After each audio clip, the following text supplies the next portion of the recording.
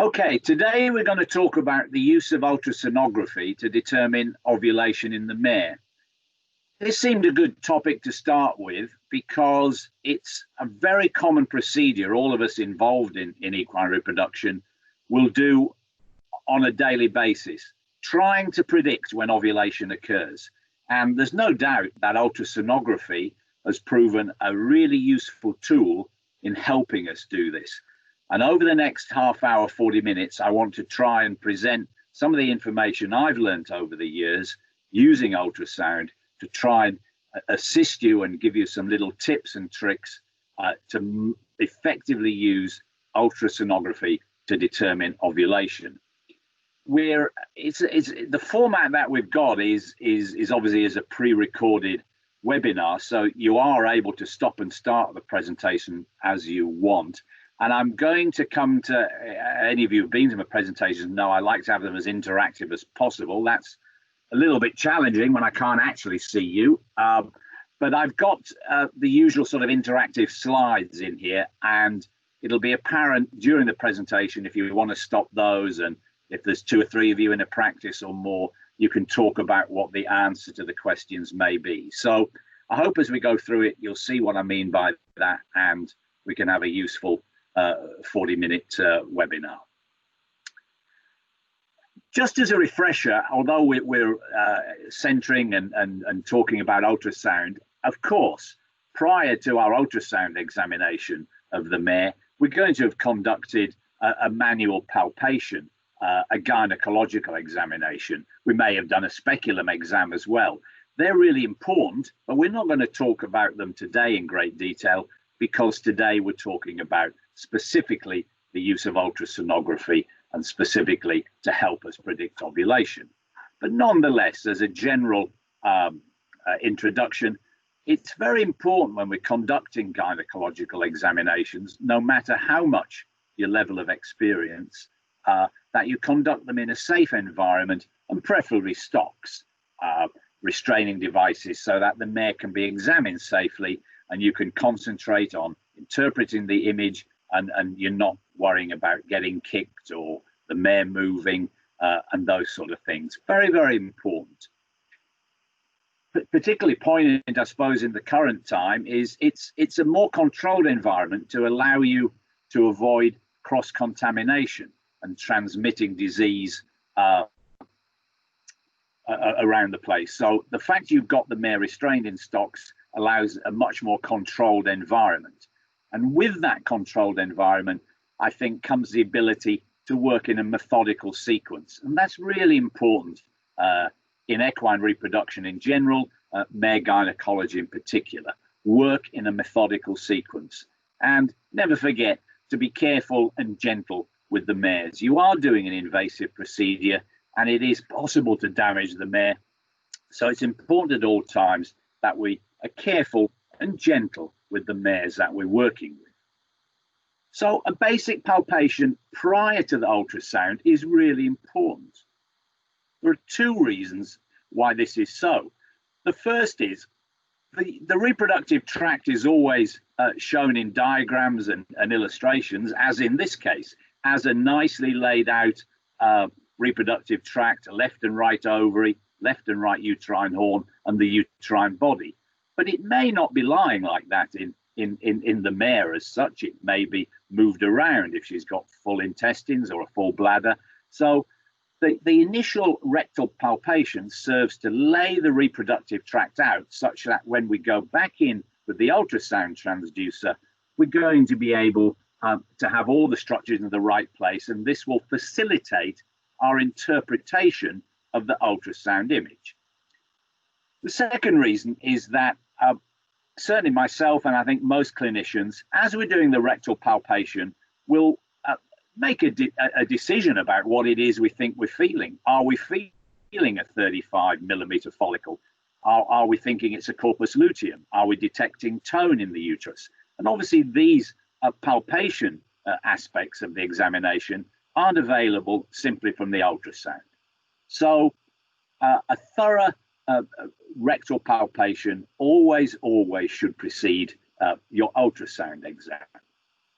The ultrasound exam itself, this is quite an old transducer in the picture here. It was one of my favorite back from many, many years ago. It sits nicely in the palm of your hand. You can see I fold my thumb over the transducer cable, which sort of anchors it in place. And note that my the tips of my fingers are in advance of the rectal ultrasound transducer. You don't want to be sort of pushing the transducer forward without your fingertips in front of it, because your fingertips are what are sensitive, and that'll allow you to know if the transducer is being able to move freely or not. So modern transducers are actually a pretty similar size to this one, so they should fit neatly in the palm of most people's hands. And it's always a good idea to just have your fingertips slightly ahead of the transducer face. Then, using ultrasound, it's important to develop a routine. By that, I mean a sequence for which you're going to conduct this examination. Now, it can be whatever you like as a clinician.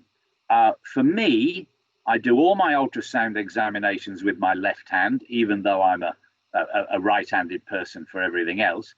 And I choose to examine the left ovary first. Now, I'll probably, as I insert the transducer, come across the left uterine horn. I'll aim for identifying that.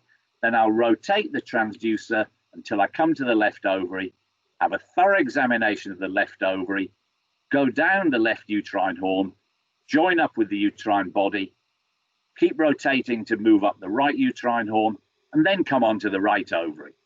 And then I'll repeat that examination twice, and then I'll check the uterine body very carefully on the way out. I think this double procedure and the methodical nature of it helps me minimize the risks of things like missed twin pregnancies, failure to detect endometrial cysts, and so on, which we'll talk about in a subsequent webinar. Now, along with being methodical in your examination, it's important to be methodical in your results. It's not a good idea to record your rectal and ultrasound findings on the back of your rectal glove box or a little scrap of paper. It's important to have a piece of paper which, when you come back to examine the mare, be it the next day, 14 days later for a pregnancy check, whatever's, you're able to pull up the mare record. Now, some people choose to do this on an iPad, electronically or whatever, and fair enough, you can do that. We're perhaps a little bit old-fashioned in our practice. We use a printed out piece of paper in a, depending on the size of the stud farm, in a ring binder, and we have that information to hand when we examine the mare. And as the mare is coming into the crush for me to examine, I can flick back and have a look at a record so that it brings back to me, oh, this is what I found last time, or get a little bit of information about what size follicles this mare tends to ovulate from, and so on and so forth. So very important to have an accurate gynecological record. Now, precisely what you put on it is going to be up to you. I, of course, put up the example we use, and it works well for us, but it's not saying this is what it has to be. It's whatever you think will work best for you. We have a little bit of a look at ours. You'll see, normally these boxes are replicated 6 times on each piece of paper, just for ease of understanding. In this presentation, I've just highlighted the one box. You can see the left ovary and the right ovary, a silhouette diagram. So what we actually do is, with our pen, or if someone's assisting us making the notes, they'll do it, we write on there important structures. Now, you may think, and in fact the title of this presentation may lead you to think, the only important structure to record in the ovary is the follicle. But that's actually incorrect. I think it's very, very important for us as veterinarians working in the field of mare gynecology to get used to recording the presence, or otherwise, you may not be able to see it, but making some comment about the corpus luteum. That's a really important structure. Whenever colleagues ask me about mares and ask me what I think of them, I'll say, right, tell me, did you see the CL? Is there a corpus luteum present? So always, always note the presence or otherwise of a corpus luteum and the number. Maybe there's one, maybe there's two, maybe they're both in the same ovary, maybe they're in separate ovaries, whatever. But important to note the presence of the corpus luteum. Then we come on to follicle, and I put any follicle over ? Millimeter. What size do you think we should begin to record the follicle? Now, like I said at the beginning, normally I'd put up an interactive slide here. We can't quite do that. So I put up the interactive slide, but the voting will have to be wherever it was when I last gave this presentation. So we'll work with that. But if you're watching this, as I say, as a pre-recorded session, which I think it's all going to be, you should be able to pause it now and have a think about this if you want a little bit more time. So I put here some measurements: 15 millimeters, 20, 25, 30, 35, or 40. When do you think you should first record the follicle size? Well, there isn't really a right or wrong answer. If any of you are struggling to think, oh, I don't want to say anything, I want to get the answer right, let me reassure you, there isn't a right or wrong answer. Let's have a look then wherever it was people voted for when I was here. 15 millimeters. 20 gained a bit of support. Look, 29% of colleagues said they would begin to record the follicle once it was over 20 millimeters. The majority, 43%, over 25 millimeters. A percentage over 30 millimeters, none at 35 and none at 40, as you might expect. Now, let's just say here, for the purposes of this presentation, we're talking about a thoroughbred mare or a warm blood mare, not particularly heavy draft horses and not particular smaller pony types. You'd have to adjust the follicle sizes. So let's go with, we're either with thoroughbred or typical sized warm blood mares. Now, I would be in the 43% category, but as I say, no right or wrong, but I record any follicle over 25 millimeters. Now, why do we do that? Well, clearly it's because we think a follicle is unlikely to ovulate below 25 millimeters. Not impossible, but unlikely. There is an argument follicles in warm bloods and thoroughbreds are unlikely before 30 millimeters. So I wouldn't argue that 29%, or I would argue rather, the 29% of people who said they wouldn't record it till 30 millimeters, fair enough. You're going to be a bit risky if you're not recording until 35, and clearly 40 millimeters is way too late to begin recording them. Nothing wrong with recording at the 15 millimeter and above stage, but too many of them that will be in a follicular wave, which is going to grow and then decrease in size again, i.e. not destined to be a pre-ovulatory follicle. So it seems to make sense to begin to record follicles from at least 20 millimeters, but I think for most of us, 25 millimeter and above would be a start point.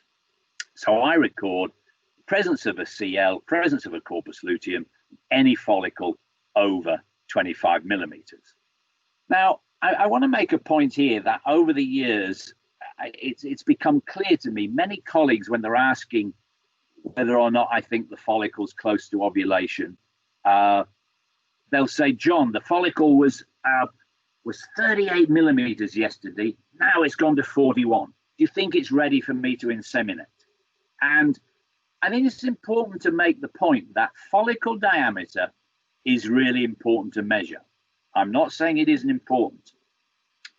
What I'm saying is it is not an accurate predictor of when a mare is going to ovulate in the 24 to 36 hours immediately prior to ovulation. It's an important concept, this. So I want to explore this a little bit more for you. Here we've got a follicle that's pretty spherical. And if we take the two dimensions, top and bottom and left to right, you can see, if you look down the bottom, 2.81 and 2.91.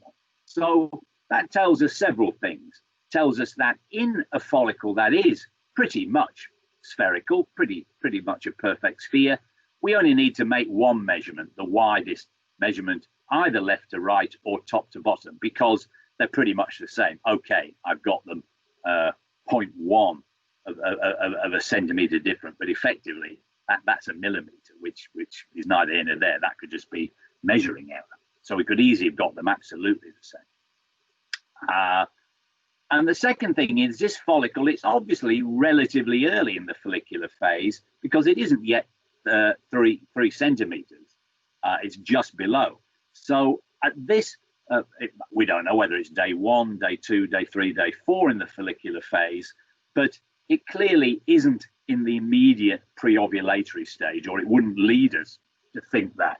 So at this day 1, 2, 3, 4 of follicular phase, measuring the follicle diameter is really useful, and it's accurate. It's accurate because the follicle has retained its spherical shape.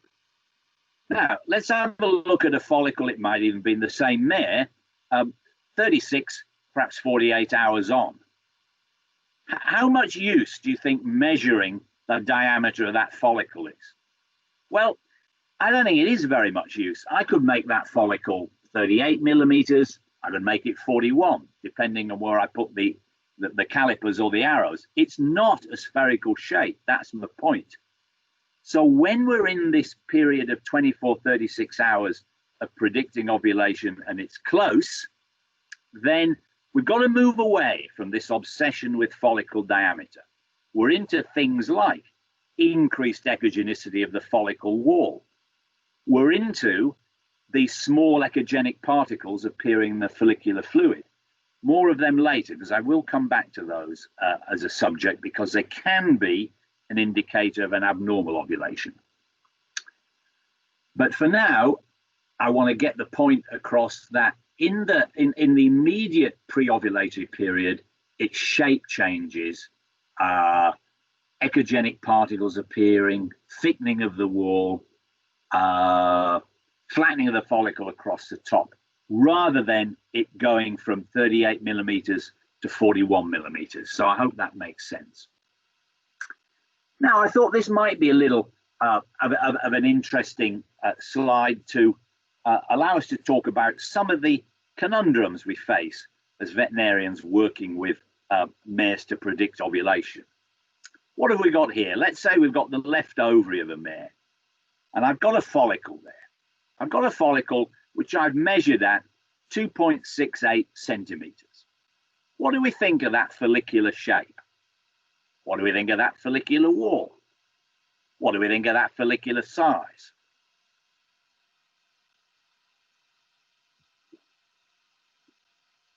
Rather than tell you the answer now, let me set the question scenarios for you, and then we'll make sure we cover off those points I was alluding to.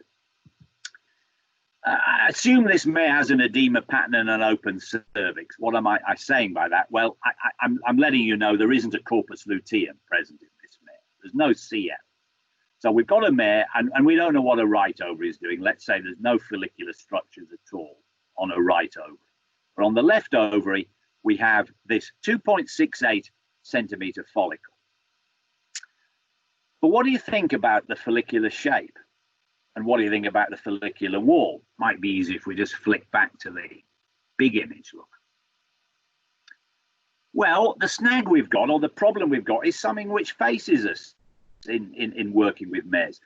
The diameter and the shape aren't exactly linking in. By that I mean, this is a relatively small follicle, 2.68 centimeters, but it's changing shape. It's getting a thickened wall.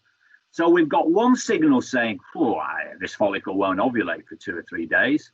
We've got some other signals saying, this follicle's pretty close to ovulation here. And that is how life happens sometimes. Mares don't always read the book, and we're going to be faced with making a decision. So we've got to make a judgment, which is what we're doing when we're predicting ovulation, when we think the mare will ovulate. So if I gave you these 5 options, which of those do you think is when this mare will ovulate?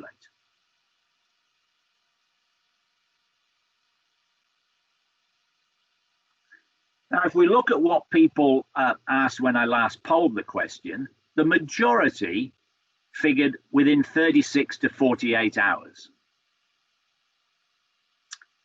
A significant percentage above 48 hours, and a good percentage within 24 to 36 hours, and some even within 12 to 24 hours. And there is an argument to make any of these people, colleagues, could have been correct, because it's very difficult to predict when follicles will ovulate, when perhaps it's small diameter and but relatively soft and a thickened wall, i.e. we've got a little bit of contrasting characteristics. If I had to nail my color to the mast here, I think this follicle, because of the shape change it's got, is likely to ovulate somewhere in the 24 to 36 hour bracket. But I could be wrong. I would certainly make a note of this in the mare's record. If I made a decision not to get the mare covered or not to inseminate the mare and just checked her, say, in 48 hours, and she had indeed ovulated, very, very important in the mare's record to put a note. This mare may ovulate off a small follicle. So coming back to the scenario, I think I would have to go for being in category 3. I think there's a risk that if we wait longer than 36 hours, this mare may well have ovulated.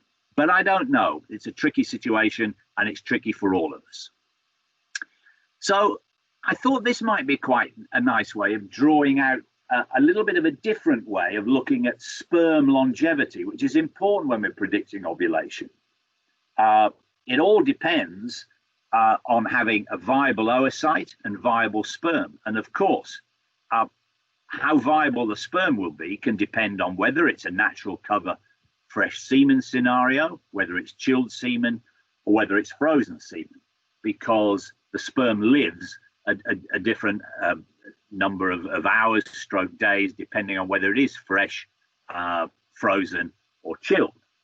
So let's start our scenario with who would breed this mare with fresh semen or natural cover. 60-40 split. Okay, folks, well, I'll tell you, I would very firmly be in the camp that if I monitored this mare, she had a nice open cervix, I saw this 28 millimeter follicle, soft, changing shape, she was standing to be covered, I think, well, you know, we'll cover this mare because semen lives, natural covering, minimum 3 days, 4, 5, several standards live 6 days. So my point being, why take the chance? We've got a mare in estrus, we've got a mare that will stand to be covered, we've got a follicle which may ovulate in 24 hours. We don't know, but why take the chance? Semen's going to live 3 or 4 days, so get her covered, get fresh semen put in. That's what I would do. So I'd be in the 60% camp. Now, this is a different situation. We're now going to say we're breeding the mare with chilled semen. And you know, I don't know where you're watching or listening to this, but we're based in the United Kingdom. And for us, if we order chilled semen, say 10, 11 o'clock in the morning of Tuesday, we'll get the semen Wednesday morning. So we always operate getting semen the following day. So we're then into waiting at least 18 hours. Say we're looking at this mare, you know, I don't know, 9 o'clock, 10 o'clock Tuesday morning. The earliest under most circumstances we can get semen will be 9 o'clock Wednesday morning, 24 hours on. So 24 hours could see a big change in this follicle. It may be very, very close to ovulation. It may have changed shape even more, may have grown a little bit. But we haven't really that option because we're going to have to make a decision whether or not to order the semen for the next day. So it's tricky. This is a more tricky situation. And I may change into the 60% saying no. You know, this time I'm not going to order the chilled semen. There's cost to ordering the chilled semen. We're just going to have to see what this follicle does, because I just don't know whether it's going to hang on or not. It's a little bit unusual. It's a small follicle with some shape changes. So I think, well, I'll sit tight before ordering. But if it was late in the season or, I'd discuss it with the mare owner. I may say, look, I often, especially our well-educated owners, who are always the best ones, by well, I don't mean general education. I mean, knew quite a lot about mare gynecology. I would show them on this. I say, look, we got this kind of conflict here. What are we going to do? Maybe take a punt. This mare may well be ready to inseminate in 24 hours and ovulate within 24 hours after being inseminated. So it could well be the 40% category. Yes, let's order semen for the next day, put it in, and hope she's ovulated 24 hours after putting the semen in. Frozen semen, what do we think now? Who would breed this mare with frozen semen if she had edema and an open cervix? Well, this is good, because I definitely would be in the 80% category. Why? Because the frozen semen's sitting in the tank. So what you have got to do with these mares is you've got to put them on an intensive monitoring program every 6 hours, because it's so darn difficult to know when this follicle is going to ovulate. We're just going to have to follow her every 6 hours. We've got the semen sitting in the liquid nitrogen tank. When she's gone, bang, we can put the semen in, and we know we're doing it within 3, 4, 5 hours of ovulation. So I hope that kind of makes sense for you. Now, I said I'd come back to this. These echogenic particles in the ventral margin of the follicle. Yes, they are a sign the mare is close to ovulation, but they're also a sign of something else. If they become more widespread, therein lies a bit of the problem. What does more widespread mean? If they become more widespread within the follicle, well, then they can be indicative of the mare going on to form an anovulatory hemorrhagic follicle, i.e. a type of follicle failure, which we'll talk about in a later webinar. But for now, I just want to introduce the subject to make this contrast between the normal pre-ovulatory follicle, which does develop some echogenic particles in that ventral margin, with the anovulatory follicle, in which they become more widespread. So who amongst you think this mare will ovulate normally? What are your clues? Well, we've got a measurement there, look, 6.05 centimeters. What do we think of that as a follicular size for a thoroughbred mare?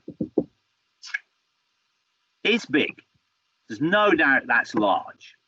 Is it abnormally large? Difficult to tell. It's unusually large. And it still is a pretty spherical shape to me, that follicle. So I think when you've got a 6 centimeter follicle that looks, we're not palpating it, so I can't give you the palpation information, but the ultrasound impression is not particularly a flattening and is retaining a spherical shape. So I would imagine that follicle palpated pretty firm. And I think those echogenic particles, I mean, you may argue they're not quite dispersed throughout the whole follicle, but they're pretty close. So for my money, I think that mare won't ovulate normally. So it's all a question of degree. Everybody talks about, anovulatory hemorrhagic follicles are when these echogenic particles are appearing, but it's very hard to say with absolute certainty whether a follicle is normal and just getting close to ovulation, or has indeed become a hemorrhagic anovulatory follicle.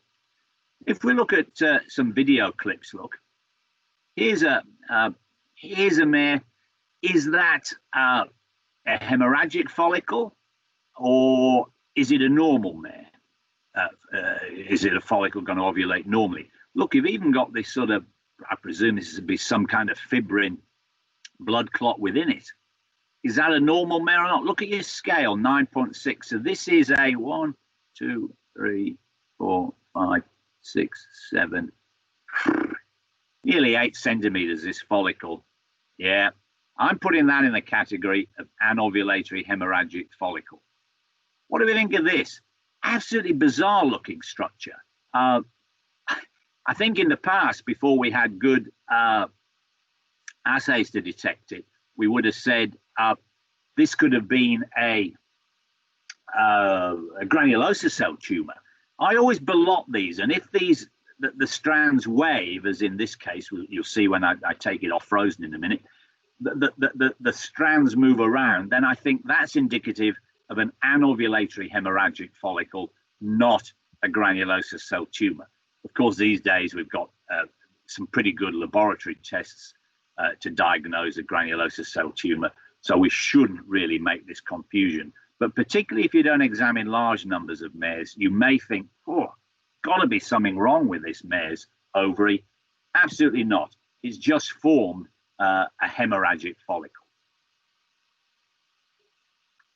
There's another example of a hemorrhagic follicle, and still quite a bit of these fibrin strands when you blot the follicle, wiggle around a bit, for want of an unscientific way of putting it. That helps me think that they are, it is indeed a hemorrhagic follicle and not a granulosa cell tumor. Just for completeness, I'll put a granulosa cell tumor in here. So they certainly look similar, but on blotting this, there's no movement of these fibrin strands. They'll be pretty, so much more solid looking structure. As I say, these days, we can generally diagnose them with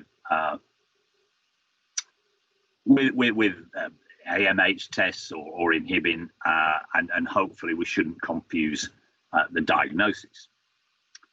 So let's deal with a little bit of the follicle evaluation. The other important facet we use when we're predicting ovulation is endometrial edema. And much has been written about this. I like the two papers a good friend and colleague of mine wrote, Juan Sampa, these in the AAEP proceedings. 97 really was Juan's paper introducing this concept that we could grade endometrial edema with a score or a term, you know, moderate, slight, or 0, whatever you're going to grade it, but grade it somehow.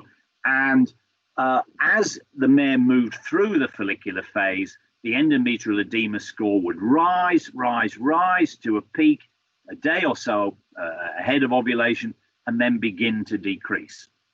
That was really the subject of the 97 paper, which many of you will be familiar with. And 2007 was really an interesting paper with a different take on the edema subject. It was looking at the endometrial edema pattern in abnormal mares. So I'd encourage you to have a read of those two proceedings, which you should be easily able to get online. I'll try and summarize them and explain how endometrial edema can be used in routine gynecology. Our system is we used a numbering system, so 0, 1. And this is what we would call endometrial score 1, E1. Now, you know, what you might call it something else. It does not matter because it's a relative diagnosis. So whether you call it a 1 or call it a 2, it doesn't matter. It's as long as it's relative to you. You're looking for the increase and decrease. We would call this a 1. We'd probably call that a 2, call that a 3, or even a 3+ if you want to call it. I know some people do. And that would be, you know, uterine edema score 4. And that's as edematous as a uterus gets. So whatever system you're going to have, grade the edema pattern. So that would be 1 and that would be 3. Why is it important to grade it? Because when you're at this most intense edema pattern, the important thing I think to remember is that's the point at which mares will respond most consistently to your ovulation induction agent, be it deslorelin or be it HCG or whatever. You should aim to give your ovulation induction agent, usually be with a follicle 38 millimeter plus, but this marked this grade 3 out of 4 edema pattern. That's when mares will respond most consistently to an ovulation induction agent. Now, I don't know if these mares trouble you. They certainly can trouble me. They're a mare which, throughout the follicular phase, develop no endometrial edema pattern. So I asked people, I said, what percentage of mares have no edema pattern in the uterus at any stage of the follicular phase? And I would be in the majority again here. I think it's less than 5%. I think it may actually be somewhere like 1 in 100, or 1 in 50 at most. So 1 to 2%. So not 0. So I wouldn't be in the 0 category. I do occasionally see it, but it'd be certainly even less than the 5%. So I think it's pretty rare. What do I think when I see a mare with no edema in the follicular phase? What I wonder sometimes is, if I've been entirely correct in assuming she is in the follicular stage, I just wonder if, and it's a concept a little bit hard to explain in a webinar when I can't actually be there or show you in a mare, but I think it's where the corpus luteum doesn't lies completely, but it's very hard to see. But there's maybe a trace of luteal tissue. So when I have a mare where the follicle is growing, 25, 28 the next day, 31 the next day, but no edema patterns in the uterus. Cervix, I think it's opening, a bit hard to tell. We may have teasing information, which may be inconclusive. We may not have teasing information. I will give those mares a very, very, very low dose of prostaglandin, because I'm thinking there's some luteal tissue here. I just can't see it. And very often the next day, there's a very marked edema pattern in those mares, and everything's back to normal. So I think it's extremely unusual. A very small percentage of mares have no edema in the uterus at any stage of the follicular phase. Is it normal? That's an interesting question. Is it normal for a mare in the follicular phase to have no edema? Well, I think I think it is abnormal. I think if you get no edema throughout the follicular phase, it is abnormal. We did a paper way, way back when I was at the university in Utrecht, and we measured progesterone and estrogen levels. And when we had a basal progesterone level and a high estrogen, any mare that didn't display edema, we were able to look at the oocyte. It was poor quality. Basically, we consider that cycle to be abnormal. So failure to detect endometrial edema as a mare progresses through the follicular phase, it's not normal. So it could be there's a remnant of luteal tissue there. So I would urge you to do the little injection of a very tiny dose of prostaglandin. But if you still don't get any edema, I would usually let that mare, I'd keep monitoring her. She may go on to ovulate, still no edema. If that is the case, I'm making big bold notes in her record. This mare may ovulate with no edema developing. Then at least the subsequent cycle, we think, well, hey, this is this mare, so we better go ahead and inseminate her. Mares that ovulate with a marked edema score, and this was really what Juan Sampa talked about in his 2007 paper. Mares that ovulate with a marked edema score should be considered possible windsuckers, pooling urine. The uterus is getting irritated by something, and that in itself will cause an endometrial edema pattern. And the mere fact that they are susceptible to fluid accumulation, obviously edema is fluid within the tissue. If it becomes actually free fluid in the uterus, susceptible to fluid accumulation in the uterus, well, it's only one step back from that to have endometrial edema. So mares that ovulate with a marked edema score, as we know, in most cases, the edema score is lessening in that 24-hour period preceding ovulation. Consider them as windsuckers, urine poolers, possibly susceptible to fluid. You've got to look at all those three aspects with them. Couple of exceptions I want to mention. Don't know if any of you can think of them. Mares given deslorelin. Deslorelin does have the ability to drive the follicle to ovulate, and there may still be quite a marked endometrial edema pattern at ovulation. And the same with foal heat. Mares, which that's another story whether you should or shouldn't cover at day 9, 10, 11. But anyways, if you're breeding a mare at the foal heat, first estrus postpartum, don't sit around and wait for that edema to decrease ahead of expecting ovulation. Mares at the foal heat, in our experience, will quite often ovulate with a marked endometrial edema pattern. And here's data from really the papers of Sampa graphically illustrated. SH is just standing heat, and OVD is ovulated. Here would be the normal pattern. Over 4 or 5 days of follicular phase, edema increases to a peak. This is when you should be giving your ovulation induction agent. Then in the 36 to 48 hours prior to ovulation, decreases back down again. Not so in your abnormal mare. That may be a windsucker, may be prone to fluid accumulation. Yes, they may still be on a decreasing edema pattern, but overall, much more marked endometrial edema.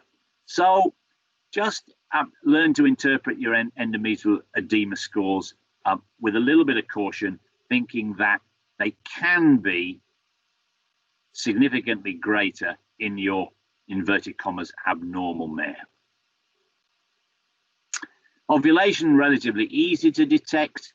A large non-echogenic follicle, black, if you want to put it that way, anechoic, all these slightly confusing different terms you get, rapidly replaced by a highly echogenic, so white, early corpus luteum. This is a mare with 2 follicles. I just picked it to help illustrate it. So 2 pre-ovulatory follicles up in that image. The next day, one of them had remained, one had ovulated. It can be difficult to detect the very fresh ovulation.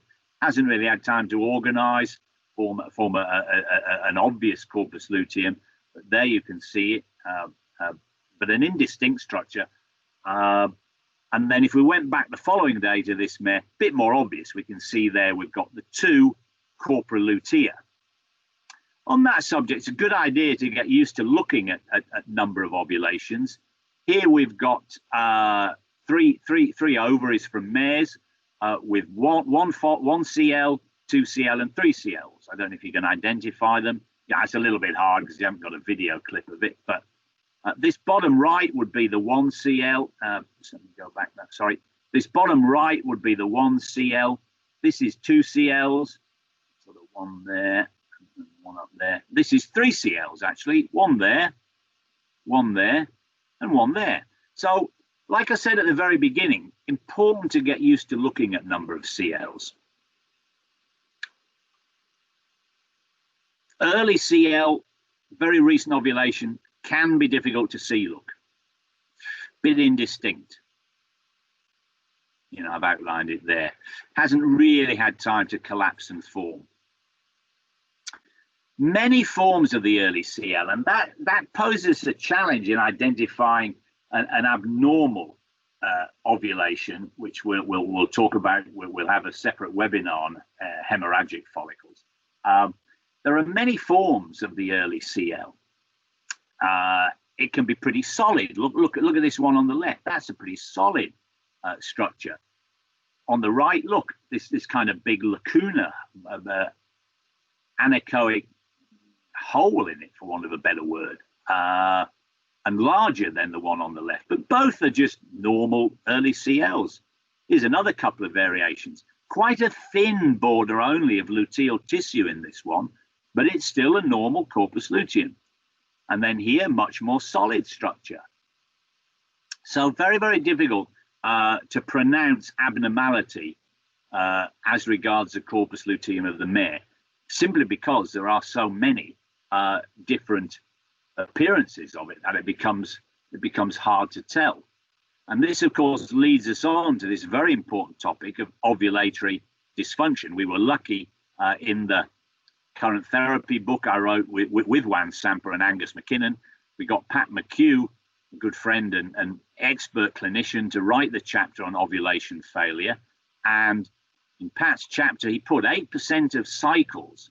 So what does that tell us? Well, it's a really common problem, is persistent anovulatory follicles. And I recently had a chance to go chat this through again with Pat, because I felt, and he agreed with me, that probably this figure could be revised slightly upwards.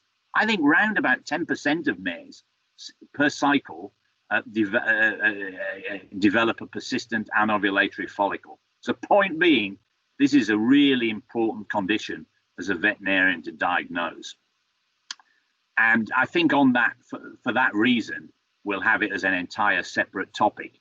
Just to introduce here the two figures, 8% of cycles, but with the caveat that it probably is nearer 10% now.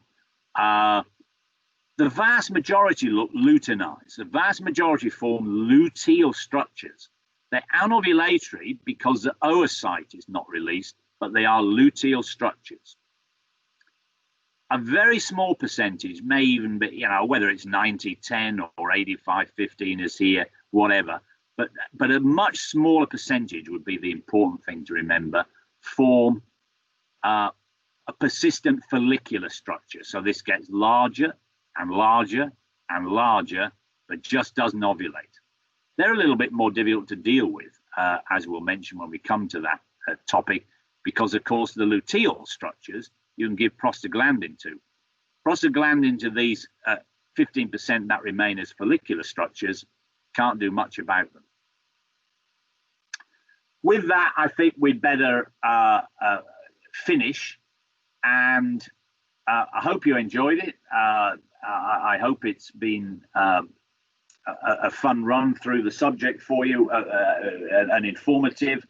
And if you have any questions, we'll do our best at some stage to answer them for you. So with that, thank you very much.